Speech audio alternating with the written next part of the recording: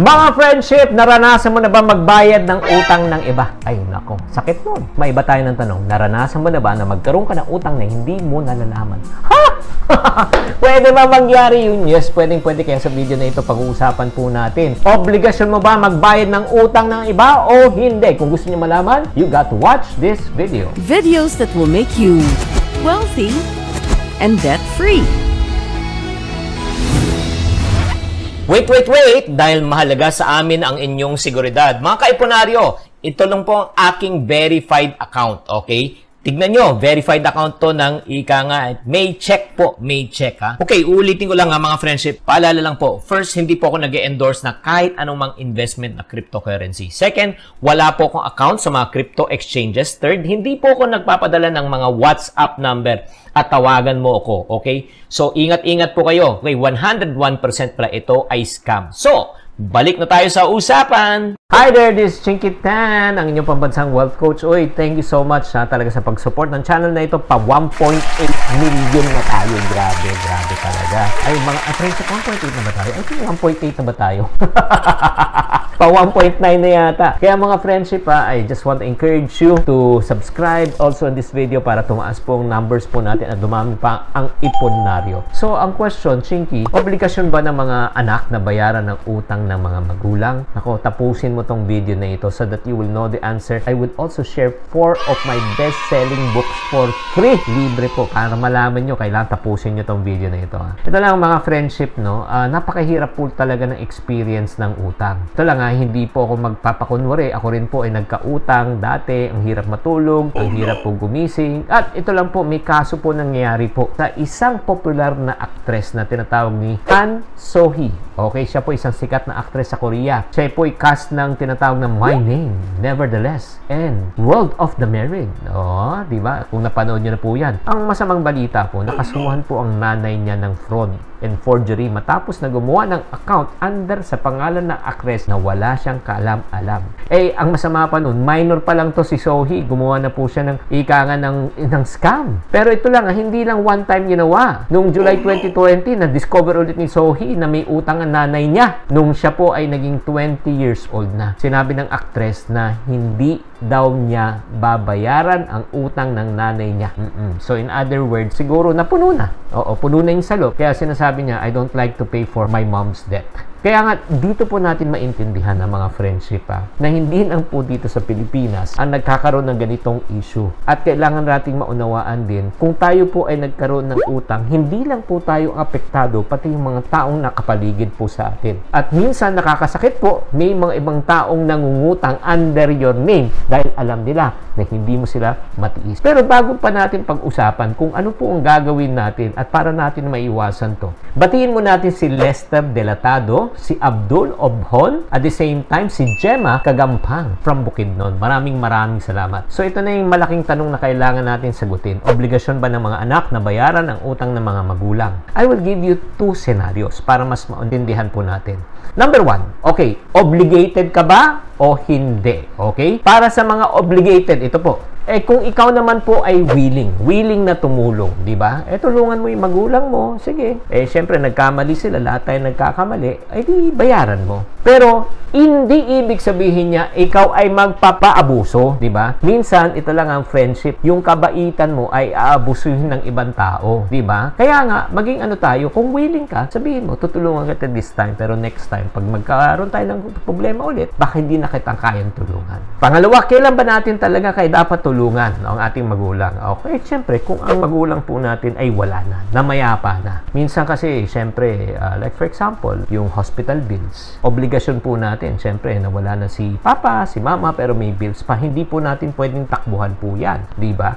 Eh kasi batas po yan at the same time, ginamit po natin yan. Kaya wala tayong choice kundi tayo po ay magbayad. Eh paano naman po? Eh pag dumaan naman sa tinatawag natin not obligated. Kailan mo malalaman na hindi mo talagang kailangan bayaran ng utang ng magulang mo at ng ibang tao? Number 1, ito lang po kung ang magulang nyo po ay buhay pa at malakas pa at kaya pang kumita. Hanggang nandito pa sila talagang alive and kicking, syempre, dapat magtulungan. At saka, kailangan tulungan po natin at turuan po natin ang ating magulang na magkaroon ng tinatawag ng responsibility. Minsan kasi nga, itong pong problema, since alam ng magulang minsan na hindi mo sila kayang tiisin. At anong ginagawa po ay minsan talaga, yun nga, pag may problema na, ikaw ang tatakbuhan. Ang tanong ko lang po sa inyo, ganito habang nanonood po kayo, ikaw ba ay minsan nagiging takbuhan ng iyong mga magulang kahit mali po ang kanilang desisyon? At if yes, type naman kayo ng yes sa comment section at ikwento nyo ng konti kung ano ang inyong karanasan. At pangalawa, kailan natin malalaman na hindi tayo obligado na tumulong sa ating mga magulang kung, okay, ginamit nila ang pangalan mo para ito ay mangutang. Tulad nga ni Han Sohee, di ba? Na sinabi niya, okay, hindi na kita tutulungan. Oo, na bayaran ng mga utang. Kasi, biktima siya di ba? Minsan, inaabuso ulit ng kagandahan ng loob mo Unless kung responsable ka talaga, ikaw mismo, di ba, ang nangutang, di ba? Magbayad ka. Pero kung talagang paulit-ulit na lang at ginagawa ka talagang scapegoat ng mga friendship, no? Tarang nagagamit ka, nasisira ka pa sa ibang tao, wag mo na bayaran. Ito lang ang mga friendship, no? Para sa mga personal lang naman to. Ako po ay makikiusap para sa mga taong na gusto pong tulungan ang inyong mga magulang. Number 1, wag na wag kayo mangungutang na hindi nyo kayang bayaran. Number 2, wag kayo mangungutang muli para magbayad ng utang. Pangatlo, kung mangungutang ka, ang encouragement ko po sa inyo, gamitin nyo to para ikaw ay magnegosyo at ikaw ay yumaman. At para sa mga taong nagsasabi, Chinky, napakaganda ng paksa mo, no? Na-enlighten ako sa episode na ito. At gusto ko rin talaga makawala sa utang para makaipon na ako. May maganda akong balita. Meron akong aklat na tinatawag na My Utang Free Diary. Nandito po yan. At ito po, isa sa mga pamimigay ko po. At 3 pang libro, yung Diary of a Pulubi, My Budget Diary, and My Ipon Diary. Paano po nyo makukuha tong 4 books na ito na libre? Let's watch this. Mga friendship, gusto nyo bang mamonitor ang inyong mga babayarin at inyong mga due date? Due date ng kuryente, tubig, Meralco. Para hindi nyo makalimutan at para hindi kayo ma-surcharge, I have good news for you. Nako mga friendship, nako, allow me to introduce to you our most awaited piso planner. New edition. Black na ang kulay niyan. Pag-usapan po natin ang piso planner na pwede nyo gamitin in 3 years time. 2022, 23, 24. Kasi ang kagandahan ng plan na ito, open-ended ang date. Pwede ka mag-start ng February, March, kahit na mid-year. And ang kagandahan dito, 3 taon mo magamit. 3 years, 22, 23, and 24. Okay. So, ano ang nilalaman ng planner na ito? Marami siyang usage, no? First, yung tinatawag na Utilities Account Page Number. Dito po, nakalista na po yung mga importanteng account numbers ng iba't ibang utilities na kailangan mong bayaran para hindi mo makalimutan. Nakalagay din ang contact number at kung pwede mo silang tawagan at isang tinginan lang, one look. Mamomonitor mo na lahat ng iyong babayarin at kailangan mong bayaran. At di lang yan, meron pa rin tinatawag na reminder pay note. Ito naman reminder pay note para sa akin one of the best part yan na hindi mo makakalimutan ang pagbabayad ng bills mo and utilities on time. Dito mo isusulat lahat ng mga kailangan babayarin, halaga, kailan ang due date for easy monitoring. In other words, walang kawala si Bill at si Judith kasi we want to avoid to pay yung mga unnecessary extra charges. Like credit card alone, just to give you an idea, magkano po ang babayaran mo? 3.5% per month. Kunyari, may utang ka lang ng let's say 20,000 sa credit card. Magkano po ang 3.5% yan pag nakalimutan mo? 700 pesos na po yan. Di ba? Makakaltas sa'yo or let's say ma-add sa billing mo. Kaya napakaganda talaga nitong function na ito. Pangatlo, meron din siyang monthly calendar planner. Pwede mo i-schedule ang plano mo for the whole month. Dito mo isusulat mga important events, upcoming webinars, di ba? Yung mga things to do para maging maayos ang iyong schedule na hindi mo makakalimutan sa loob ng isang buwan. At meron pa tayong sinamang weekly mood chart. Para malaman mo, shadean mo yung mga moods mo. Makikita mo dito, di ba? Halimbawa, happy ka for the past week, i-shade mo. At sinusulat mo bakit ka happy. At the end of the year, matcha-check mo kung gaano ka kadalas maging happy, maging sad, makikita mo yung positive and negative moods mo, di ba? Ang ganda ng plano nito, pwede mong gamitin ulit to sa loob ng 3 taon, hindi lang 1 year. Wala kasing time bound. So, ano pong benefits ng planner na ito? Number 1, it would improve your planning and organizing skills. At hindi lang yan, magkakaroon ka ng better financial habits and syempre, lifestyle. And then magkakaroon ka na ng goal mo, di ba? Financial goals mo. At mamomonitor mo pa yung payables mo. At syempre naman, gagaling kang bilang isang budgetarian. At ang ending yan, pag naayos mo yan, magkakaroon ka ng peace of mind. At ito yung pinakamagandang balita, mga kaiponaryo. Kapag kayo po ay nag-avail ng itong tinatawag na piso planner, okay? Ito po yung gagawin po natin.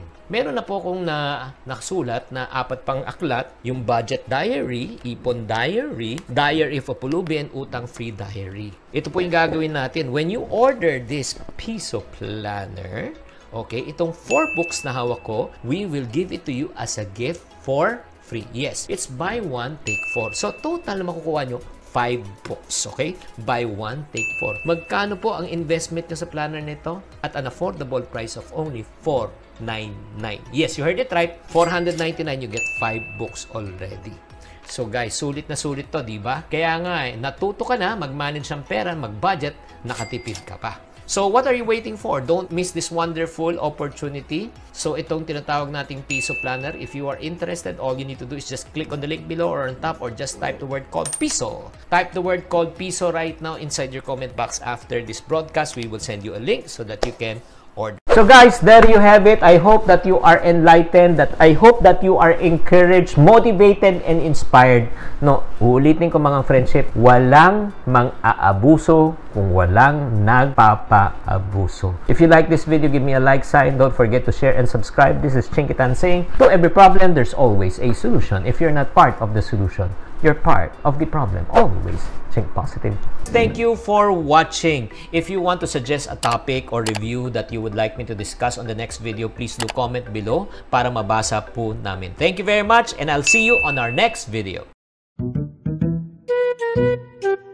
Pangalawa, Pangalawa, kailan mo malalaman na hindi mo talagang kailangan bayaran